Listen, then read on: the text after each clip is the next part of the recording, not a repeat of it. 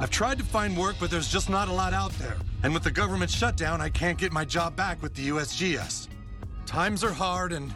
This is South Park Breaking News. Shocking developments in the country today. It appears that nobody knows how to do shit anymore. South Park just destroyed the government shutdown, and they didn't hold back even a little. Only this show could turn political chaos into pure comedic gold. And honestly, when cartoon kids make more sense than actual politicians, you know things are bad.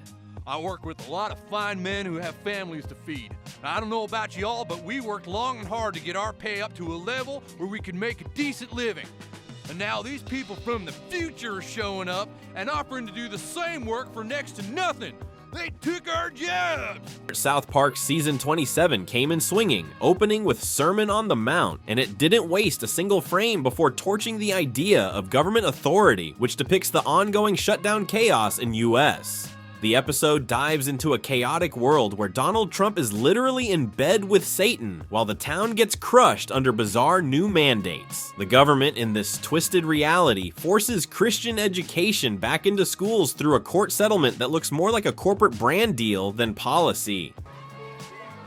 Alright, everyone, listen up. I've gotten a lot of reports of disruptions in the classroom and some satanic numerology shit going on. So I want to remind you, this is a Power Christian school, and I am a Power Christian principal, and we will be PC.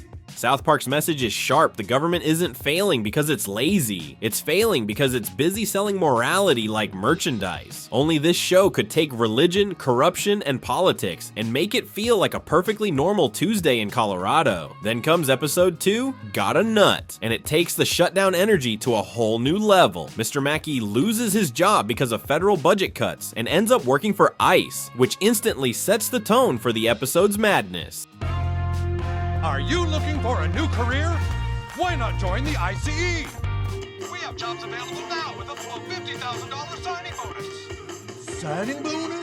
The agency, desperate for recruits, will apparently hire anyone who can hold a clipboard and say, Mackey. Within minutes, Mackey is chasing cartoon immigrants, raiding random places like heaven itself, and participating in raids so absurd you forget this is supposed to be satire. The point? When funding collapses, the system doesn't stop, it mutates. And in South Park's world, that mutation looks a lot like your school counselor in riot gear. You know, I gotta make my nut.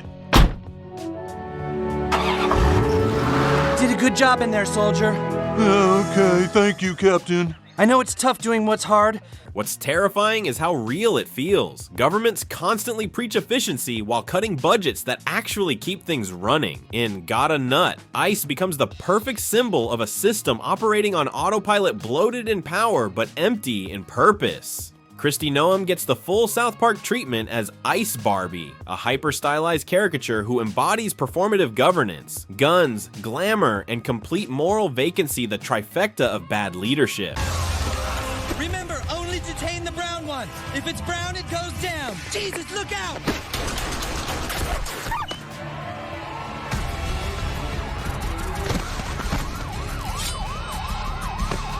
The show skewers her persona to underline how government shutdowns aren't about saving money, they're about saving face. When politicians can't balance the books, they start balancing public opinion instead, and the citizens are the ones footing the bill. The writing in Got a Nut doesn't just mock ICE, it tears apart the logic of modern bureaucracy. The agency's motto could basically be, we'll do something anything, just don't ask what.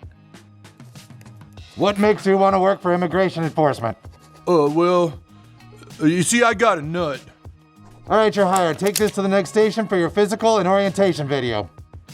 That's shutdown culture in a nutshell. The system doesn't freeze, it scrambles, creating busy work to mask dysfunction. By the time Mackey's raiding a Dora the Explorer show for undocumented puppets, you realize the joke isn't about immigration at all. It's about how the government performs chaos to avoid accountability. South Park nails that nuance with surgical precision wrapped in total absurdity.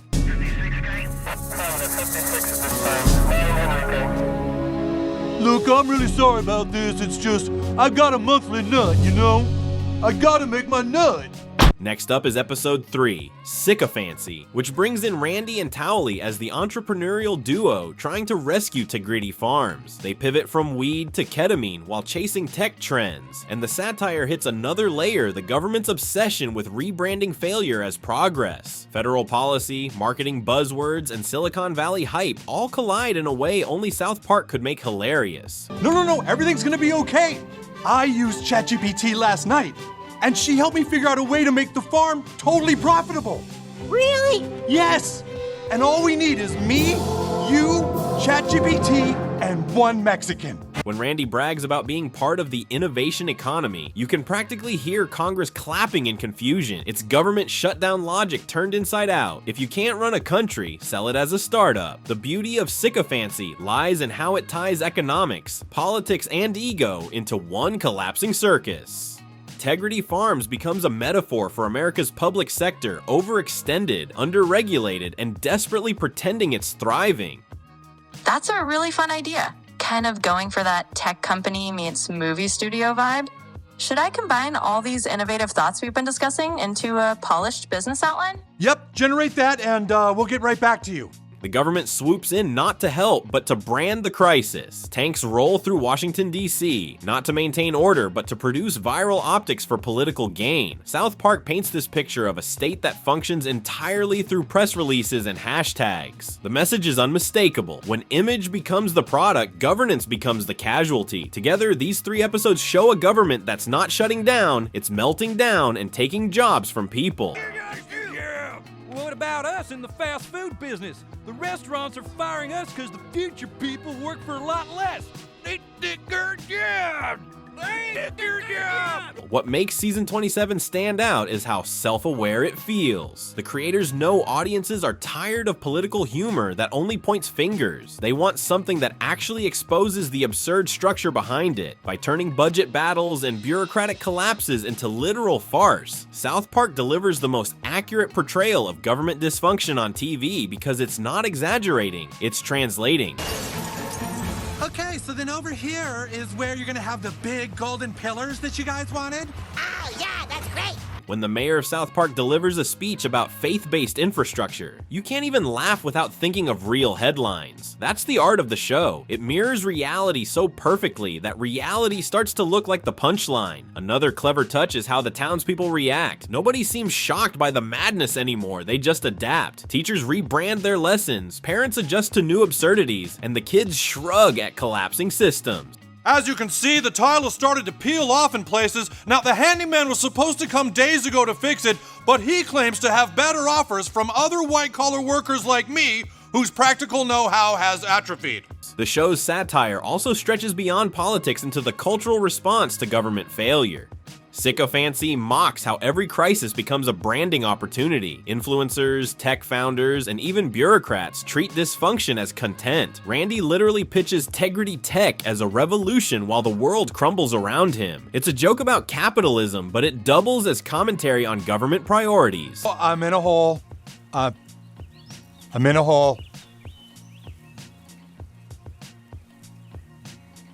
Why fix the system when you can? Monetize the collapse. The shutdown, in this sense, becomes profitable. It generates clicks, sound bites, and slogans, and South Park shoves that hypocrisy right into the spotlight. Another recurring thread is faith not religious, but blind faith in leadership. South Park shows citizens worshiping authority out of habit, not conviction. They follow every ridiculous law, every propaganda push, because they've been trained to equate obedience with safety. Mr. President, you have so many great ideas.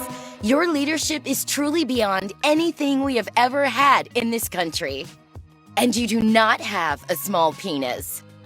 Ah, thanks, gang. The satire hits deep. Government dysfunction thrives on public complacency. People would rather believe the system's working than face the chaos of admitting it's not. That quiet complicity is what keeps the shutdown metaphor alive long after funding resumes. Even the kids in South Park Stan, Kyle, Cartman, and Kenny serve as stand-ins for everyday Americans. Their confusion mirrors ours. They ask logical questions and get nonsense in return. I don't miss Tegrity, Dad. I just hate that our family is living in a motel. It's really embarrassing. Well, that's what I need to tell you, Stan. There's some good news. We're moving out of the motel. Wait, really? We can live in a house again?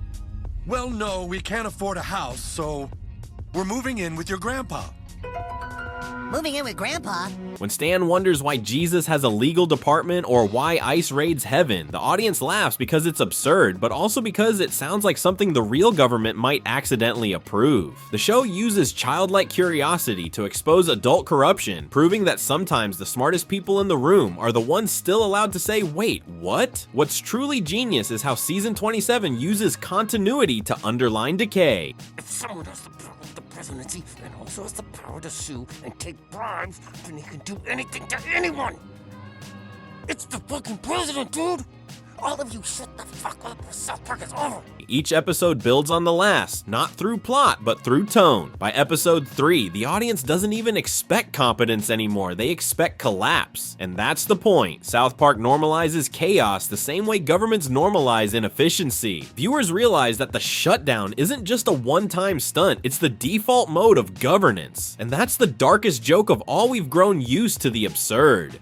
Things are really heating up in the small town of South Park. More and more citizens are uniting in solidarity against what they call the president's oppression.